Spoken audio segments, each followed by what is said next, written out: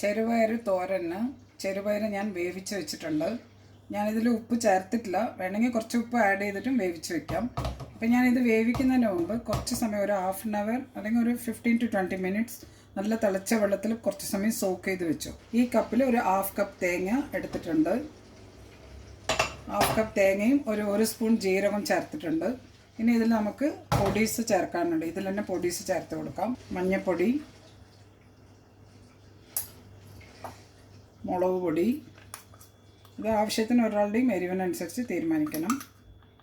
ജീരകം ഞാൻ പറഞ്ഞു ഒരു സ്പൂൺ. ആ ജീരകത്തിൻ്റെ മണം ഹൈലൈറ്റ് ആവണം. എരിവ് നമുക്ക് ആവശ്യത്തിന് വേണ്ടത്ര ചേർക്കാം. പിന്നെ വേണ്ടത് ഒരു 4 വെളുത്തുള്ളി അല്ലി, ഇത്ര 4 വെളുത്തുള്ളി ഇതാണ് ഇതിൽ ചേർത്ത് ഇത് ചതയ്ക്കണം. എന്നിട്ട് കടുകും മുളകും വറുത്തിട്ട് ഇത് ചെറുപയറിട്ട് ഞാൻ കാണിച്ചു തരാം എന്താ ചെയ്യേണ്ടതെന്നുള്ളത്. അപ്പോൾ ഇതൊന്ന് ചെറുതായിട്ട് ഓട്ടിച്ചിട്ട് പിന്നെ കുറച്ച് കറിവേപ്പിലയും കൂടി ഇട്ട് നമുക്ക് ഇത് ചതച്ചെടുക്കാം. അതുകൂടാതെ കറിവേപ്പില കടുക് വറുക്കാനും ഉപയോഗിക്കണം.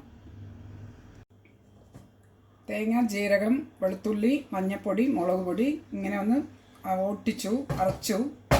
അരച്ചു മീൻസ് അങ്ങനെ അരയണ്ട, ചതഞ്ഞതേ ഉള്ളൂ. ഇതിൽ കുറച്ച് കറിവേപ്പില ഇട്ടിട്ട് ഒന്ന് കറക്കിയെടുക്കാം. ചെറുപയർ തോരൻ ഉണ്ടാക്കാൻ എണ്ണ ഒഴിച്ച് കൊടുക്കുന്നുണ്ട്. ഞാനിപ്പോൾ ആഡ് ചെയ്യുന്നത് ഞാൻ കുക്കിങ്ങിന് ഉപയോഗിക്കുന്ന കാനോല ഓയിലാണ് ഞാൻ ഉപയോഗിക്കുന്നത്. പിന്നെ വെളിച്ചെണ്ണ അവസാനം ചേർത്ത് കൊടുക്കും. വെളിച്ചെണ്ണയിൽ തന്നെ ഉണ്ടാക്കിയാലും കുഴപ്പമൊന്നുമില്ല.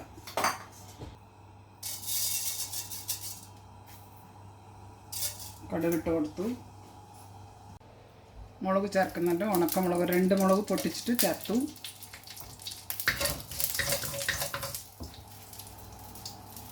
കുറച്ച് കറിവേപ്പില ചേർത്ത് കൊടുത്തു.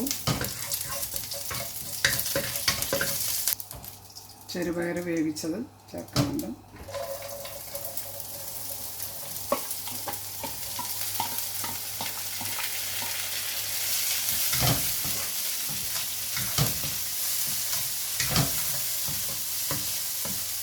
ഇനി ആവശ്യത്തിന് ഉപ്പ് ചേർക്കാം.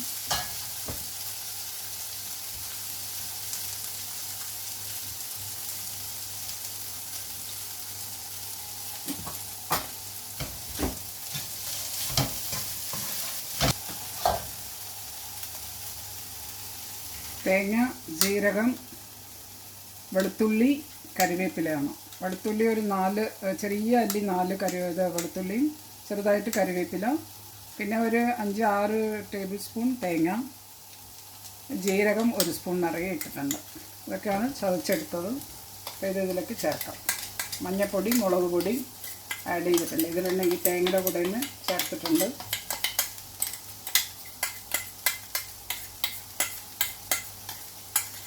പേരിന് വെള്ളമൊഴിച്ച് ഇത് കഴുകി ഒഴിക്കാം. മിക്സിയുടെ കപ്പ് പേരിന്.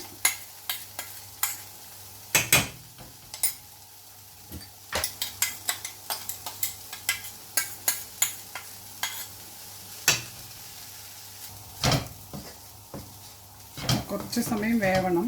തേങ്ങ വേവുന്നവരെ ഒന്ന് അടുപ്പത്തിങ്ങനെ വയ്ക്കാം. മിക്സാക്കിയിട്ട് അടച്ചൊന്നും വെക്കേണ്ട ആവശ്യമില്ല. നന്നായിട്ട് ഇങ്ങനെ ഇളക്കി കൊടുത്തിട്ട് കുറച്ച് സമയം വയ്ക്കാം. കുറച്ച് സമയം കഴിഞ്ഞിട്ട് നമുക്കിത് ഓഫാക്കി കൊടുക്കാം. ഞാനപ്പോൾ ബാക്കിയിൽ കുറച്ച് കറിവേപ്പില ഇട്ട് വെളിച്ചെണ്ണയും ചേർത്ത് കൊടുക്കും. ഇതിപ്പോൾ കുറച്ച് സമയം വേവട്ടെ. കറിവേപ്പില കുറച്ച് ആഡ് ചെയ്ത് കൊടുക്കുന്നുണ്ട്, കാരണം ഇത് ഓഫാക്കാനായി. തേങ്ങ ഇട്ടിട്ട് ഒന്ന് ചൂടാക്കി എടുത്തു. ഇപ്പോൾ എൻ്റെ ഭർത്താവിനെ കൊണ്ടാണ് ഞാൻ ടേസ്റ്റ് ചെയ്യിപ്പിച്ചത് കേട്ടോ, ഒരു ചേഞ്ചിന്. നല്ല സ്വാദാ.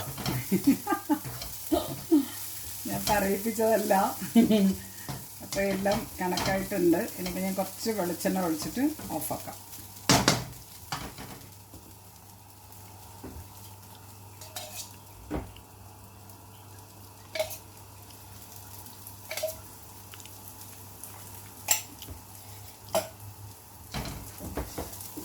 ഉണ്ടാക്കി നോക്കി കഴിച്ചാലേ പിന്നെ ഉണ്ടാക്കാൻ തോന്നും. അത്രയ്ക്ക് നല്ല ടേസ്റ്റി തോരനാണ്. എൻ്റെ ഫേവറേറ്റാണത്, ചെറുപയർ തോരൻ.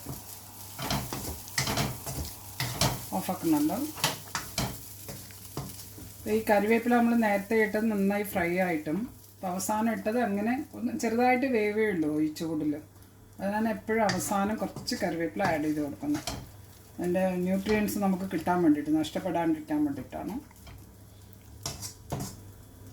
അപ്പോൾ ഇനിയിപ്പോൾ ഇത് വേറൊരു പാത്രത്തിലേക്ക് മാറ്റി കൊടുക്കാം. ചെറുപയർ തോരൻ ഞാൻ പാത്രത്തിലേക്ക് മാറ്റി സെർവിങ് ബൗളിലേക്ക്.